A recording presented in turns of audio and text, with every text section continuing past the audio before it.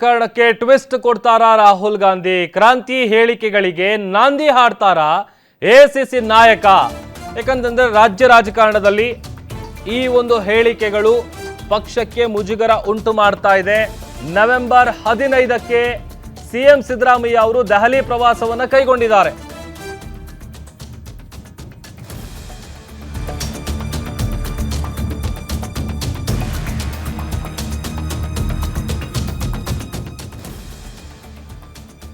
ರಾಜ್ಯದಲ್ಲಿ ಕೊಡ್ತಾ ಇರುವಂತಹ ಕ್ರಾಂತಿ ಹೇಳಿಕೆಗಳಿಗೆ ನಾಂದಿ ಹಾಡ್ತಾರಾ ಎಸಿಸಿ ನಾಯಕ ರಾಹುಲ್ ಗಾಂಧಿ ಅವರು?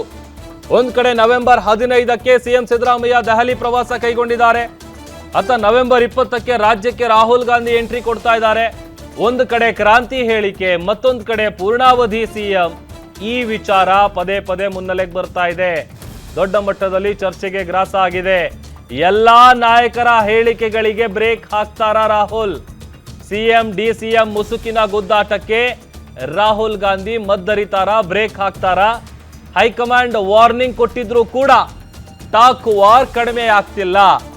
ಕಾಂಗ್ರೆಸ್ ಪಡೆಯ ಗೊಂದಲಗಳಿಗೆ ರಾಹುಲ್ ಎಂಟ್ರಿಯಿಂದ ಬ್ರೇಕ್ ಬೀಳುತ್ತಾ? ಈ ಹಿಂದೆ ಪಕ್ಷದ ವಿಚಾರವಾಗಿ ಅಥವಾ ನಾಯಕತ್ವದ ವಿಚಾರವಾಗಿ, ಅಧಿಕಾರದ ವಿಚಾರವಾಗಿ ಯಾರೂ ಕೂಡ ಬಹಿರಂಗ ಹೇಳಿಕೆಗಳನ್ನ ಕೊಡಬೇಡಿ, ಪಕ್ಷಕ್ಕೆ ಮುಜುಗರ ತರಬೇಡಿ, ಪಕ್ಷಕ್ಕೆ ಮುಜುಗರ ಉಂಟಾಗುವಂತ ಹೇಳಿಕೆಗಳನ್ನ ಕೊಡಬೇಡಿ, ಇದೆಲ್ಲದಕ್ಕೂ ಕೂಡ ಫುಲ್ ಸ್ಟಾಪ್ ಇಡಿ, ಯಾರೂ ಕೂಡ ಆ ಥರದ ಹೇಳಿಕೆಗಳನ್ನ ಸ್ಟೇಟ್ಮೆಂಟ್ಗಳನ್ನ ಕೊಡಬಾರದು ಅಂತ ಖಡಕ್ ವಾರ್ನಿಂಗ್ ಕೊಟ್ಟಿತ್ತು ಹೈಕಮಾಂಡ್. ಆದರೂ ಕೂಡ ಯಾವುದೇ ನಾಯಕರು ಹೈಕಮಾಂಡ್ನ ಸೂಚನೆಗೆ, ವಾರ್ನಿಂಗ್ಗೆ ಕಿವಿಗೊಡ್ತಾ ಇಲ್ಲ. ಒಂದು ಕಡೆ ಡಿಸಿಎಂ ಬಣದಲ್ಲಿ ಗುರುತಿಸಿಕೊಂಡಿರುವಂಥ ಡಿಸಿಎಂನ ಆಪ್ತರು, ಡಿ.ಕೆ. ಶಿವಕುಮಾರ್ ಆಪ್ತರೆಲ್ಲರೂ 2.5 ವರ್ಷ ಆದಮೇಲೆ ಸಿಎಂ ಆಗ್ತಾರೆ, ಮುಂದಿನ ಸಿಎಂ ಡಿ.ಕೆ. ಶಿವಕುಮಾರ್ ಅನ್ನುವಂಥ ವಿಚಾರಗಳ ಸಂಬಂಧಪಟ್ಟಂಥ ಹೇಳಿಕೆಗಳು ಕೊಡ್ತಾ ಇದ್ದಾರೆ.